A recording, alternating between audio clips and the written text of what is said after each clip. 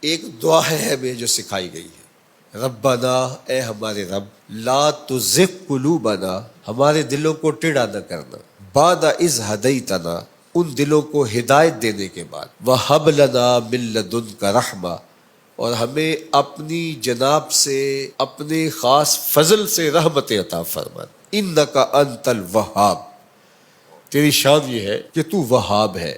وہاب کا کیا معنی؟ جو تمہاری محنتوں کے بغیر ہی تمہاری جولیاں بھر دے، تم نے کوئی پیش نہیں کیا کہ اس کے بدلے میں دے رہا ہے۔ مجھے اور آپ کو جو زندگی ملی، کیا کسی محنت کے ثمرے میں ملی؟ آنکھوں میں بینائی کسی محنت کے ثمرے میں ملی؟ قوت گویائی اور باقی ہمیں جو صلاحیتیں عطا کی گئی، یہ اس کی شان ہے کہ وہ وہاب ہے۔ باقی آپ جب اللہ سے مانگتے ہیں تو پھر اللہ آپ کی بات قریب ہو کے سنتا ہے۔ فرمایا جب تمہارے ہونٹ ہلتے ہیں تمہارا رب تمہارے پاس ہوتا ہے۔ اللہ اکبر۔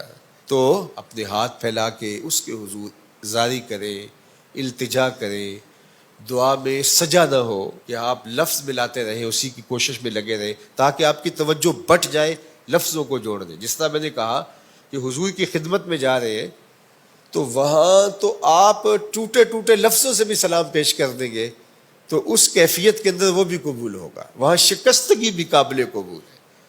وہ سید سلیم گیلانی نے حضور کی بارگاہ میں ایک سلام کہا ہے، تو ذرا ان کا انداز دیکھیے۔ شاہ عجز و نیاز گدایاں قبول ہو، شاہ عجز و نیاز گدایاں قبول ہو، آقا سلام حلقہ بگوشاں قبول ہو۔ اب ذرا دیکھیے وہ کیفیت جو میں نے عرض کی، لفظ ساتھ چھوڑ گئے گنگ ہو گئے، لفظ ساتھ چھوڑ گئے گنگ ہو گئے، بے ربطیے نوائے پریشاں قبول ہو، بے ربطیے نوائے پریشاں قبول ہو، ساری دعائیں سیل تجلی میں بہہ گئیں، ایک اشک لرزاں ہے سر مجگاں قبول ہو۔ تو دعا کے اندر وہ شکستہ لفظ بھی اس کو قبول ہے۔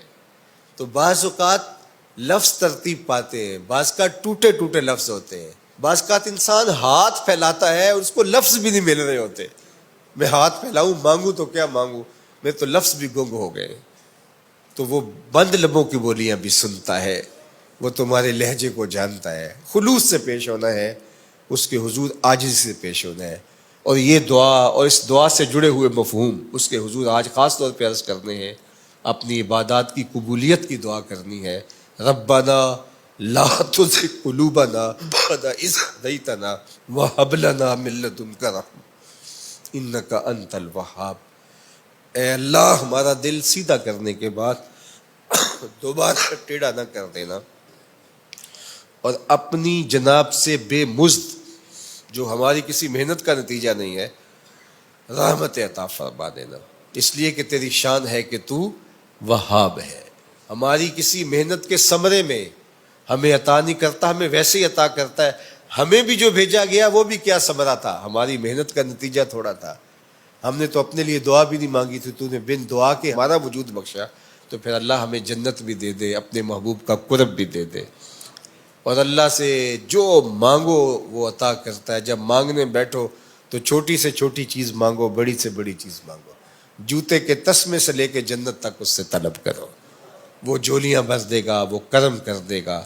اللہ اکبر۔ حضرت علی کی ایک دعا ہے کہ یا سری الرضا اغفر لمن لا یملک الا الدعاء۔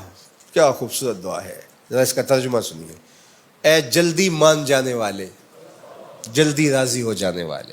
حضرت علی کی دعا دیکھیے، یا سری الرضا، اے جلدی راضی ہو جانے والے، اغفر لمن لا یملک الا الدعاء، اس کو معاف کر دے جس کے پاس دعا کے علاوہ کچھ ہے ہی نہیں، اس کو معاف کر دے جس کے پاس دعا کے علاوہ کچھ بھی نہیں ہے۔ ہم اپنے عمل اس کی بارگاہ میں پیش تو کریں گے کہ اللہ قبول کر لے، لیکن اگر ہم دیکھیں تو ہمارے عمل تو فساد نیت کا شکار ہیں، ہمارے عمل وسوسوں کا شکار ہے، تو کیسے پیش کیے جا سکے؟ تو ہم عرض کریں گے کہ میرے مالک تو اپنے کرم سے ایسے ہمارے اوپر رحم فرما۔